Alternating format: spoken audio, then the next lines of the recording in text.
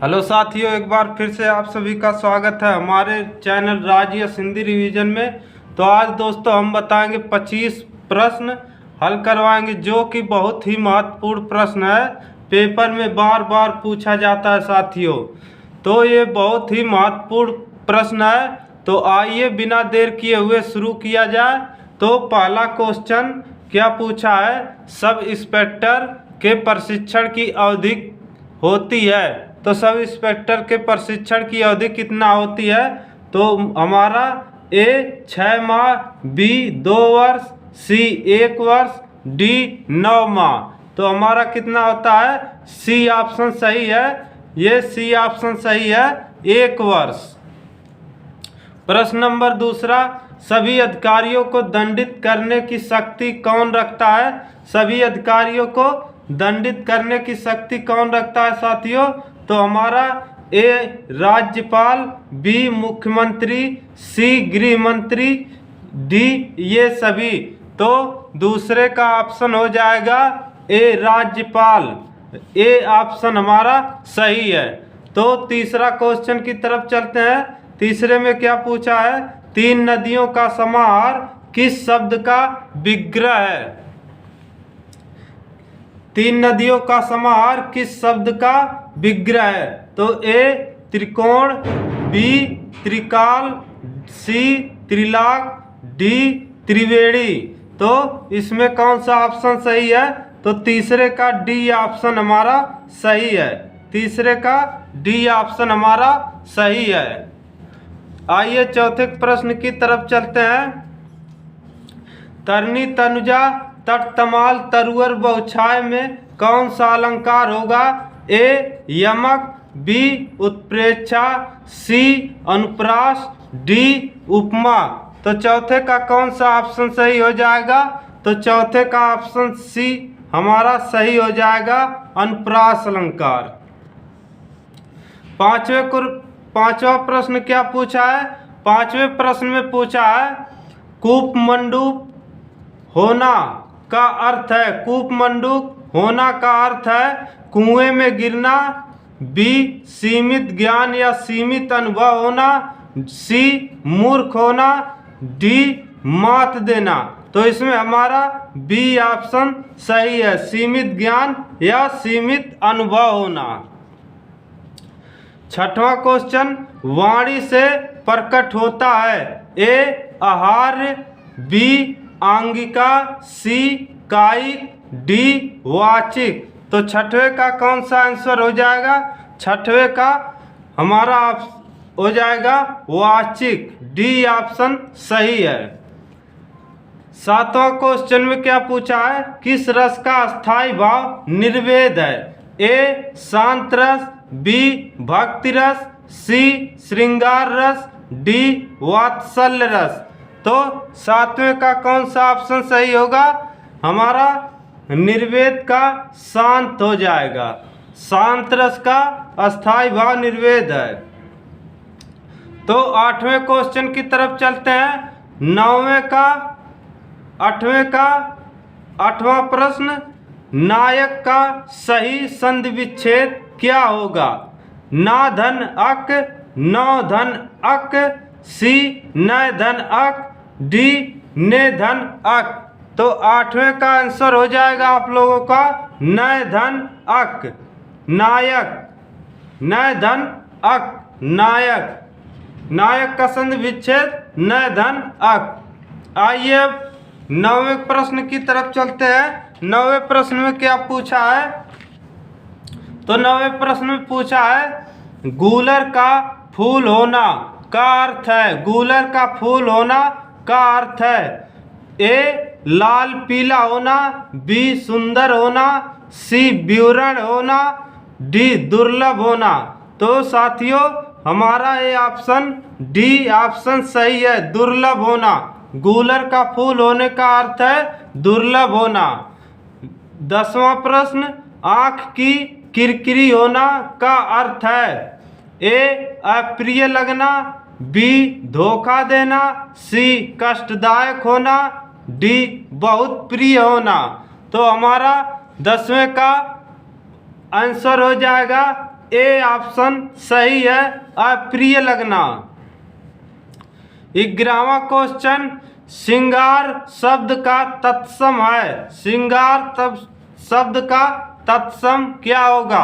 ए श्रृंगार, बी श्रृंगार, सी श्रृंगार, डी श्रृंगार। तो इसमें कौन सा ऑप्शन सही होगा? ए श्रृंगार, इसमें ये नहीं होगा। बी श्रृंगार, ये डबल चिन्ह नहीं रहता साथियों।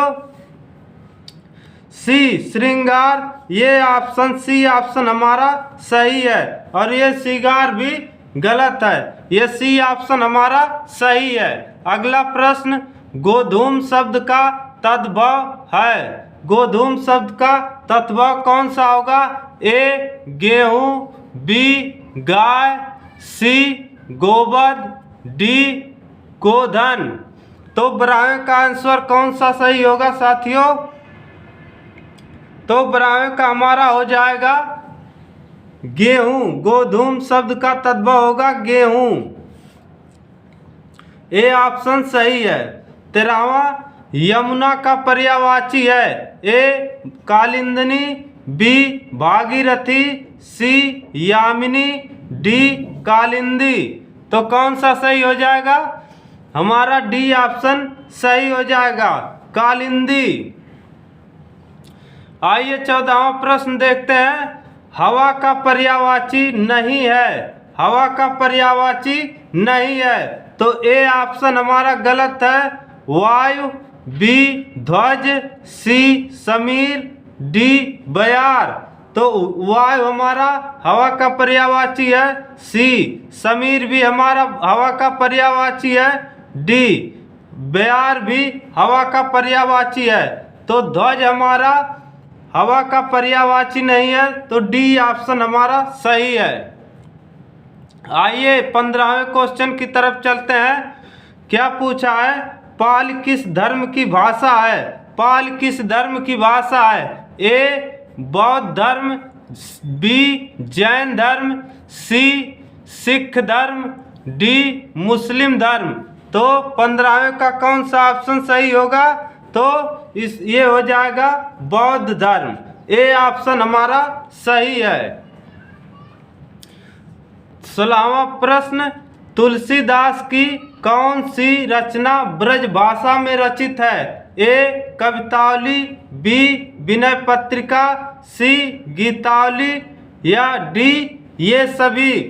तो 16वां प्रश्न का आंसर क्या हो जाएगा साथियों? आप लोग कमेंट करके बताइएगा 16वें का आंसर कौन सा होगा। ये 4 ऑप्शन में से कौन सा आंसर सही होगा? तुलसीदास की कौन सी रचना ब्रज भाषा में रचित है? ये साथियों कमेंट करके बताइएगा। अगला प्रश्न और 17वां प्रश्न की तरफ चलते हैं। 17वें में क्या पूछा है? अंतर्वेदी नाम से जानी जाने वाली बोली है। अंतर्वेदी नाम से जाने जाने वाली बोली है। ए अवधी, बी ब्रजभाषा, सी कौरवी, डी बुंदेली। तो इसमें कौन सा ऑप्शन सही है? बी ऑप्शन हमारा सही है, ब्रजभाषा। ब्रजभाषा अंतर्वेदी नाम से जानी जाती है। तो आइए 18वें क्वेश्चन की तरफ चलते हैं। 18वें क्वेश्चन में क्या पूछा है? 18वें क्वेश्चन में अनुनासिक का संबंध होता है। ए केवल नाक से, बी केवल मुंह से, सी नाक और मुंह से, डी इनमें से कोई नहीं। तो अनुनासिक का संबंध होता है नाक और मुंह दोनों से साथियों। स्टेशन किस भाषा का शब्द है? ए फ्रेंच, बी अंग्रेजी, सी डच, डी चीनी। तो कौन सा ऑप्शन सही हो जाएगा? तो हमारा ये स्टेशन शब्द अंग्रेजी है, अंग्रेजी भाषा का है स्टेशन शब्द। अब अगले क्वेश्चन 20वें क्वेश्चन की तरफ चलते हैं। जिन शब्दों की उत्पत्ति का पता नहीं चलता उन्हें कहा जाता है। जिन शब्दों की उत्पत्ति का पता नहीं चलता उन्हें कहा जाता है। ए विदेशज, बी तत्सम, सी तद्भव, डी देशज। तो इसका कौन सा ऑप्शन सही होगा? डी देशज। डी देशज 20वां प्रश्न हमारा सही है। 20वें का डी ऑप्शन सही है। 21वां प्रश्न, अनुमान शब्द में कौन सा उपसर्ग है? ए अव, बी अनु, सी अन, डी अन्य। तो 21वें का ऑप्शन कौन सा हो जाएगा? 21वें का आंसर कौन सा हो जाएगा? अनु शब्द हमारा अनुमान का उपसर्ग है। आइए अगला क्वेश्चन, 22वां क्वेश्चन, चक्रपाणी में समास है। ए द्वंद्व, बी कर्मधारय, बी कर्मधारय, सी बहुब्रीहि, डी द्विगु। तो कौन सा ऑप्शन सही है हमारा? तो इसमें सी ऑप्शन सही है। सी ऑप्शन हमारा सही है। चक्रपाणी में समास बहुब्रीहि समास है, अर्थात चक्र को धारण करने वाला बहुब्रीहि समास है। 23वां क्वेश्चन, जय पराजय में कौन सा समास है? ए द्वंद्व, बी अव्ययी भाव, सी बहुब्रीहि, डी द्विगु। तो 23वें का आंसर कौन सा हो जाएगा? जय पराजय में द्वंद्व हमारा ऑप्शन ए सही है। द्विज शब्द का अर्थ है ब्राह्मण, दांत, पक्षी, इनमें से सभी। तो 24वें का कौन सा ऑप्शन सही है? द्विज का मतलब ब्राह्मण भी होता है और दांत भी होता है, पक्षी भी होता है। तो डी ऑप्शन हमारा सही होगा, इनमें से सभी। लास्ट क्वेश्चन और 25वां क्वेश्चन, रीतिवाचक क्रिया विशेषण है। रीतिवाचक क्रिया विशेषण है, इसमें से कौन सा ऑप्शन सही होगा? ए अत्यंत, बी आजकल, सी कदाचित, डी बाहर। तो इसमें कौन सा ऑप्शन सही होगा? सी ऑप्शन हमारा सही है, कदाचित। तो दोस्तों कैसा लगा आप सभी कमेंट करके बताइएगा आज, और हमारे चैनल को लाइक और सब्सक्राइब करते रहना साथियों। जो नए हो सब्सक्राइब कर लें और दोस्तों के साथ शेयर करते रहना। आज के लिए इतना ही, धन्यवाद। जय हिंद साथियों।